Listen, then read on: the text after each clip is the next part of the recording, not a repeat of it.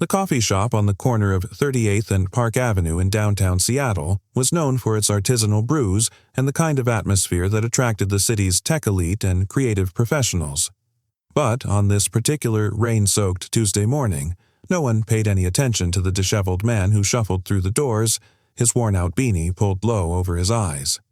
What they couldn't possibly know was that beneath those layers of carefully crafted grime and deception sat one of the world's most recognizable billionaires, a man whose decisions moved markets and whose visions shaped humanity's future. By the day's end, lives would be forever changed, perceptions shattered, and a powerful lesson in human dignity would unfold. Prepare to be shocked by how a single act of disguise reveals the raw truth about how we treat each other when we think no one is watching. Rainwater dripped from his unkempt beard as the man quietly found a seat at a small table near the window, appearing to be just another unfortunate soul seeking shelter from the Northwest's relentless autumn downpour. In reality, this was Elon Musk, the tech billionaire whose face regularly graced magazine covers and news headlines. That was precisely the point. After 3 sleepless nights wrestling with the direction of his latest project, a neural interface that had shown concerning side effects in preliminary testing, Elon had made an impulsive decision. He needed to experience the world unfiltered by the lens of wealth and recognition to remind himself why he had embarked on these ambitious ventures in the first place. "Can I help you?" The sharp voice cut through his thoughts, dripping with the same disdain as the rainwater from his clothes. The waitress, her name tag read Jessica, stood with one hand on her hip, her expression a mixture of annoyance and suspicion. She couldn't have been more than 25, blonde hair pulled back in a tight ponytail, wearing the cafe's signature forest green apron. "Just a black coffee, please," Elon replied, his voice deliberately rougher than usual. He'd practiced in his hotel room that morning, finding the right tone that wouldn't trigger recognition. He fished in the pocket of his stained jacket, pulling out a crumpled $5 bill. Jessica's eyes narrowed, filled with the kind of judgment that cuts deeper than words. "We have a minimum purchase requirement for table service."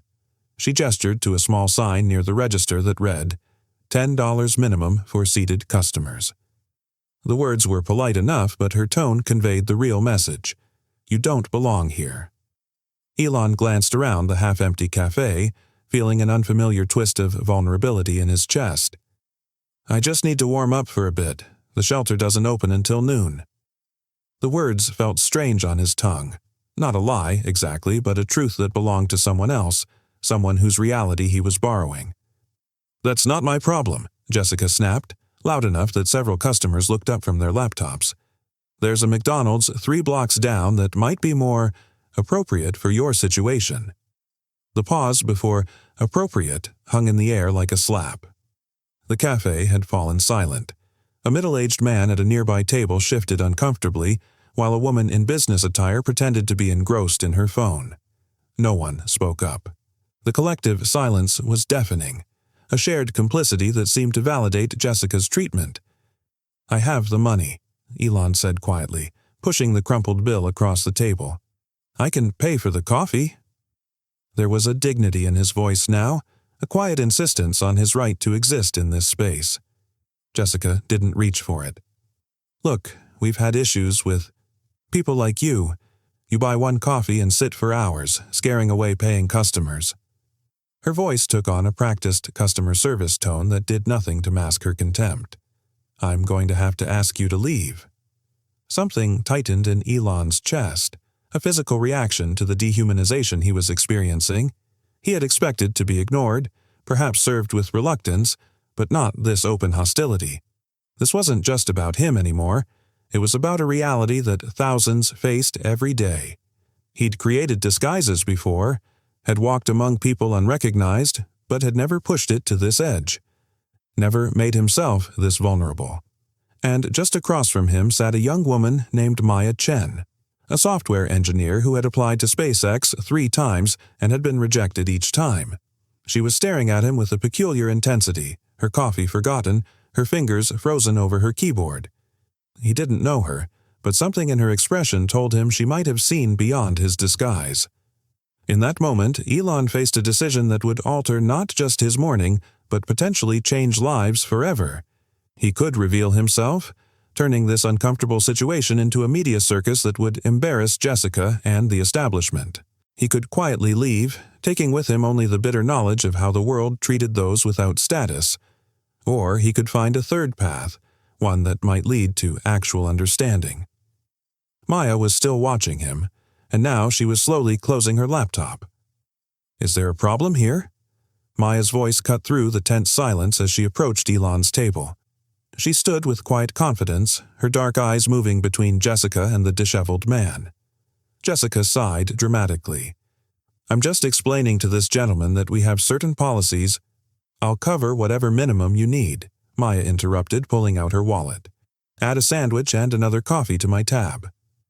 The waitress hesitated, clearly caught between her desire to remove the unwanted patron and the social awkwardness of refusing a paying customer's request. "Fine," she eventually conceded, the word coming out like something bitter she needed to spit out. "1 black coffee and a turkey sandwich. But if there's any trouble—" As Jessica walked away, Maya slid into the chair across from Elon. "Don't mind her. Some people forget their humanity when they put on a uniform." "Thank you," Elon said, maintaining his character, "but you didn't have to do that." He felt a strange mixture of gratitude and shame, emotions he rarely experienced in his normal life. "I know I didn't," Maya replied, studying him with that same peculiar intensity. She lowered her voice. "You could have bought this entire building if you wanted to, Mr. Musk." The shock must have registered on his face because Maya quickly added, "Don't worry, your secret's safe with me. But I have to ask, why?" Elon felt a strange mixture of relief and apprehension. Part of him had wanted to remain anonymous throughout this experiment, but another part welcomed being truly seen by someone. "How did you know?" he asked, his voice returning to its natural cadence. "The eyes," Maya said simply. "I've watched every SpaceX launch livestream since 2015. You get this particular look when you're processing something difficult. Slightly squinted, hyper-focused. I just saw it when that waitress was berating you." She paused. "Plus, your disguise is good, but not perfect. The beard looks too new." Despite himself, Elon laughed softly. "Amateur mistake." "So, why?" Maya pressed again. "Social experiment? Bet? Midlife crisis?" The coffee arrived, delivered by a different server. Elon wrapped his hands around the warm mug, suddenly aware of how cold his fingers had become in the rain. The simple comfort of that warmth felt profound, a tiny pleasure that billions took for granted every day. "Have you ever felt so disconnected from the ground truth that you can't tell if what you're building is still anchored in reality?" he asked after a long moment. Maya's expression softened. "As an engineer, more often than I'd like to admit.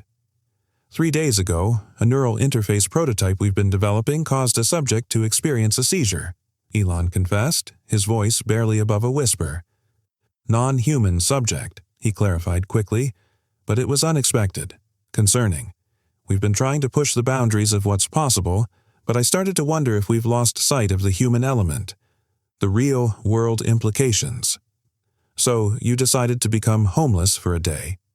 There was no judgment in her tone, just genuine curiosity. "Not homeless," Elon corrected, "just invisible. I wanted to experience how the world responds when you strip away all the artificial layers of identity and status, to remember what it feels like when people look at you and see nothing of value." Maya was quiet for a moment, absently stirring her coffee. "I've applied to SpaceX 3 times, she finally said. "Rejected each time." Elon's eyebrows rose. "Really? What's your specialty?"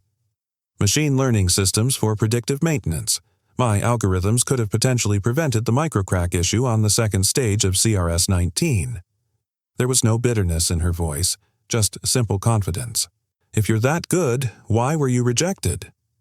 "On paper, I didn't stand out. My degrees are from state schools, not MIT or Stanford. My previous work was for a company that went under, so no prestigious name there either." She shrugged. "Your HR algorithms probably filtered me out before a human ever saw my application." The irony wasn't lost on Elon. Here he was, experimenting to understand how people are misjudged and overlooked, while his own company's systems might be doing exactly that to talented individuals. The realization sat heavy in his stomach, more bitter than the black coffee before him. Jessica returned with the sandwich, practically dropping it on the table before walking away without a word. The conversation paused as Elon stared at the food, suddenly aware of how hungry he was. He'd skipped breakfast, committed to the authenticity of his disguise. "You should eat," Maya encouraged. "Method acting only goes so far." As Elon took a bite, he noticed Jessica watching from behind the counter, her expression a mixture of disgust and resignation. Something about her bothered him more than it should. There was a familiarity to her disdain that tugged at a distant memory. "She reminds me of someone," he said quietly. "Someone from a long time ago." "Who?" Maya asked. Elon set down the sandwich, memories suddenly flooding back with unexpected force. "When I first came to America, before PayPal, before any success, I tried to get a job at a bank in San Francisco. The receptionist took one look at my worn-out suit and told me they weren't hiring janitors." Maya winced. "That's awful." "I went back 2 years later after my first company sold. I was wearing an expensive suit and had a proper haircut. The same receptionist fawned over me, offered me coffee, and called me Zeur. She had no idea I was the same person she'd dismissed." He looked across at Jessica, who was now laughing with a well-dressed customer. "I promised myself I'd never be like that, never judge someone's worth by their appearance or status." "And have you kept that promise?" Maya asked, her question gentle but pointed. The question hit deeper than she could know. Had he? His companies hired based on talent, but as Maya had just revealed, the systems they used might be creating invisible barriers, and on a personal level, he'd become accustomed to the deference that wealth commanded, rarely experiencing the raw edges of human interaction anymore. "I try," he answered honestly, "but trying isn't the same as succeeding." Maya nodded thoughtfully. "So, what happens next in your experiment? When does the disguise come off?" Before Elon could answer, Jessica approached their table again, this time with the check. She placed it deliberately in front of Maya, ignoring Elon completely. "We're closing for a staff meeting in 15 minutes, she announced, though the cafe showed no other signs of closing. It was an excuse to remove them. As she turned to leave, Elon made a decision. "Excuse me, Jessica?" She turned back, visibly irritated. "Yes?" "I'd like to speak with the manager, please." "The manager isn't available right now," Jessica replied, her tone clipped and defensive. "If you have a complaint, you can leave it in writing."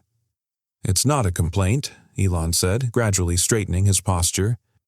The subtle shift from slouched deference to a confident presence was not lost on Maya, who watched the transformation with quiet fascination. "It's more of a proposition." Jessica's eyes narrowed suspiciously. "Look, I don't know what kind of scam you're trying to pull, but—" "No scam," Elon interrupted, his voice now carrying the familiar authority that had commanded boardrooms and launch facilities. "Just a simple conversation about customer service and human dignity." A flicker of uncertainty crossed Jessica's face. Something in his tone had changed, triggering an instinctive recognition that this wasn't an ordinary street person. She glanced at Maya, who offered no help, then back to Elon. "Fine, give me a minute." Jessica walked briskly to the back office, her ponytail swinging with agitated energy. "Are you sure about this?" Maya asked quietly. "You could just walk away." "I could," Elon agreed, "but then nothing changes. Not for her, not for the next person who walks in looking like I do now." He paused, reflecting. "You know, when I was building my first company, I lived in the office, showered at the YMCA. There were days I probably didn't look much better than I do right now." "The difference being, you had a choice," Maya pointed out. "Exactly, and choice is what creates the illusion of separation between people. The belief that those with fewer choices somehow deserve less dignity."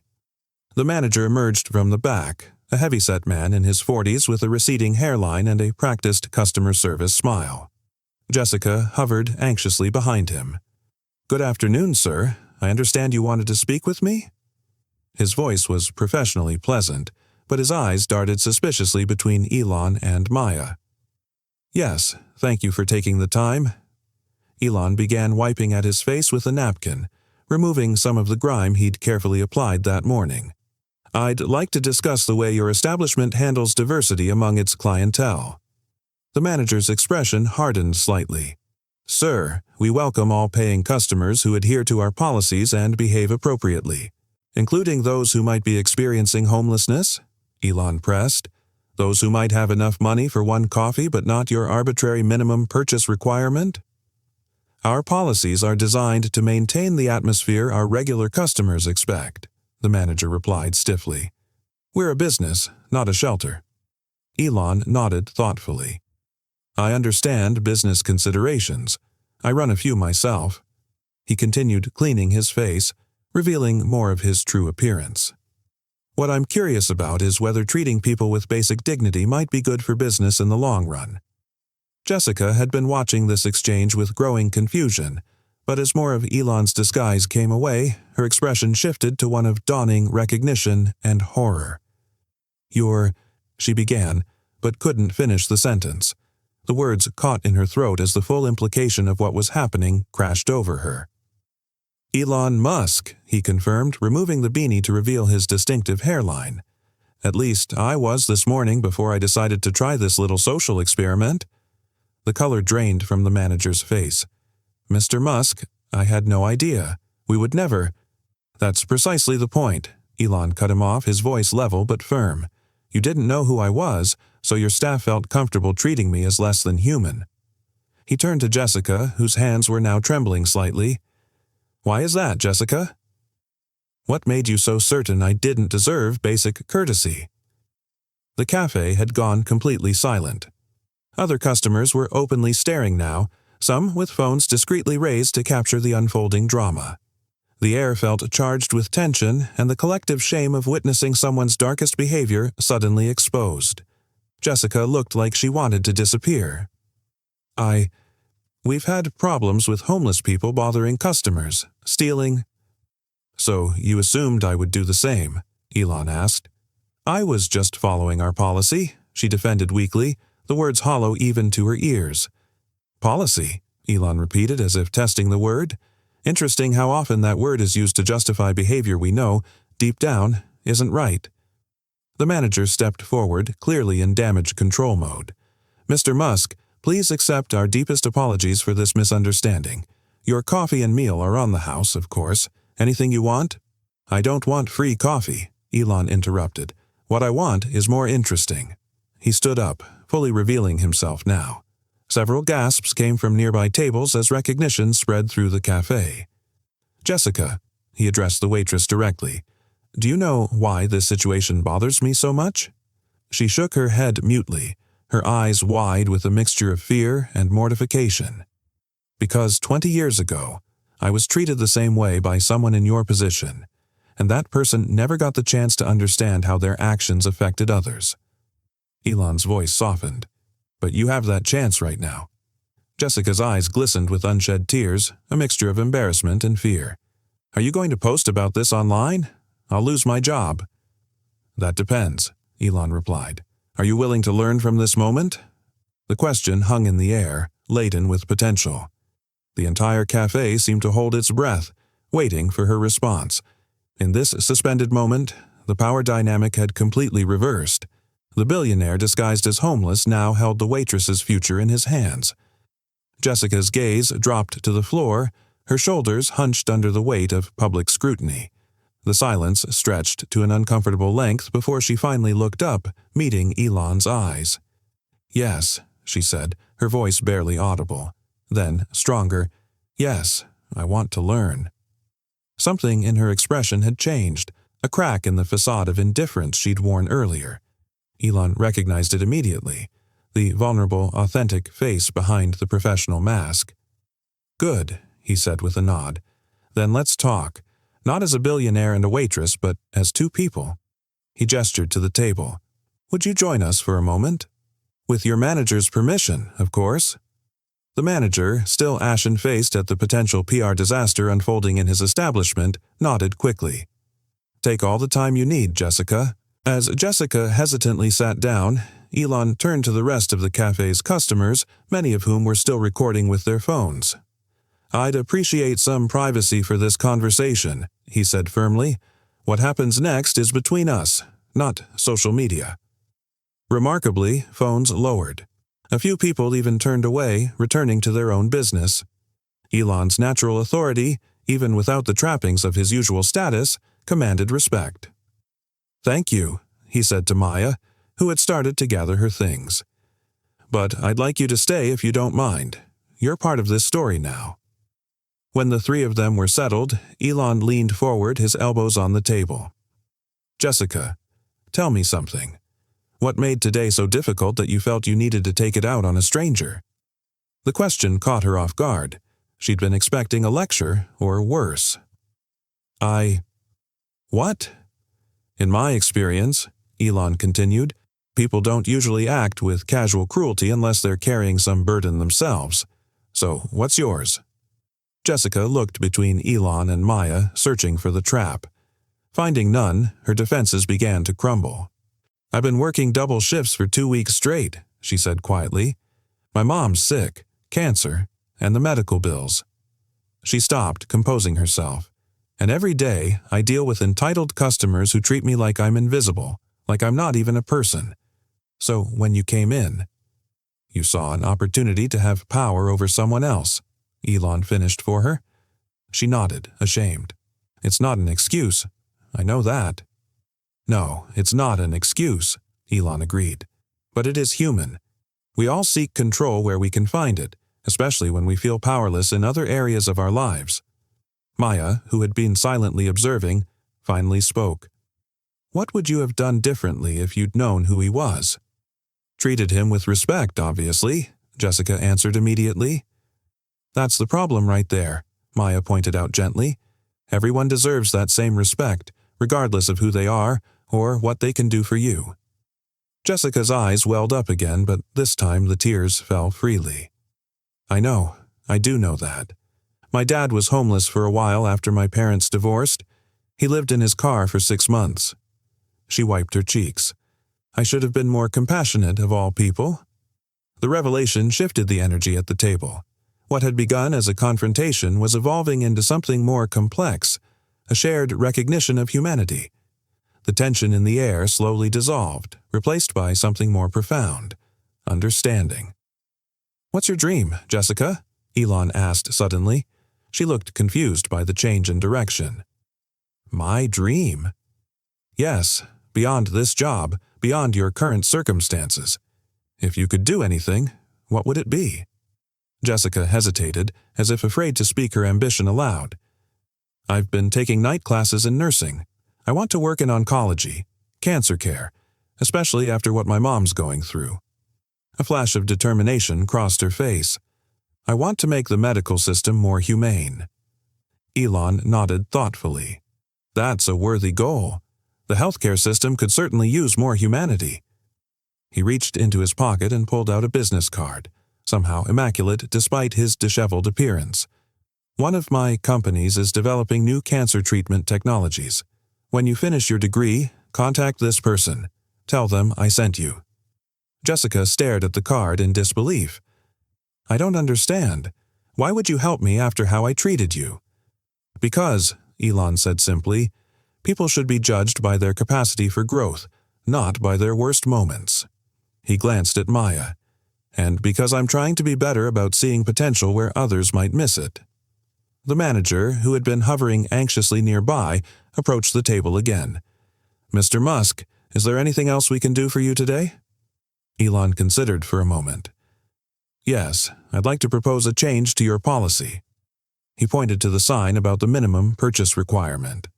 "Instead of that, how about setting aside a fund?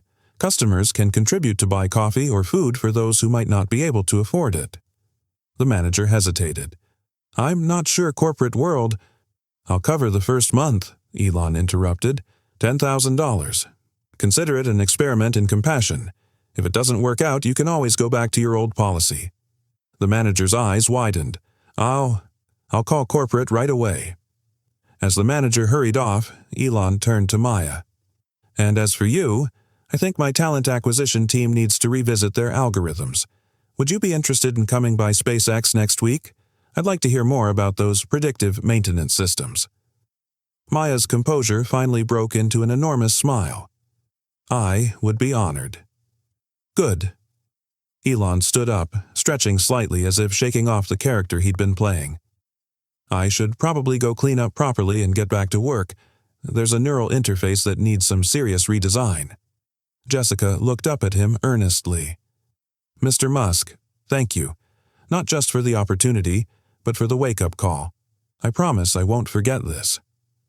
I'm going to hold you to that promise, Elon replied, but it's not just about how you treat people who might be homeless.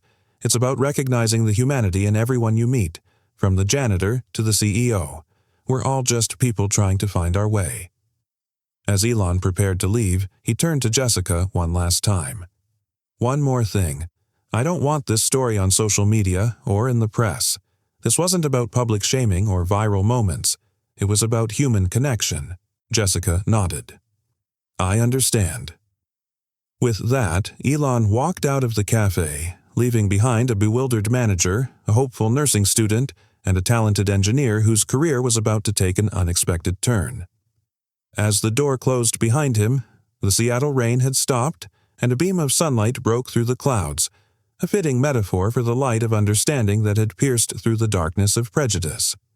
3 months later, the cafe had become known throughout Seattle as a place where anyone could come in from the cold for a hot cup of coffee, no minimum purchase required. The Pay It Forward fund Elon had suggested had not only continued but grown, with regular customers routinely adding a few dollars to their bill to help others.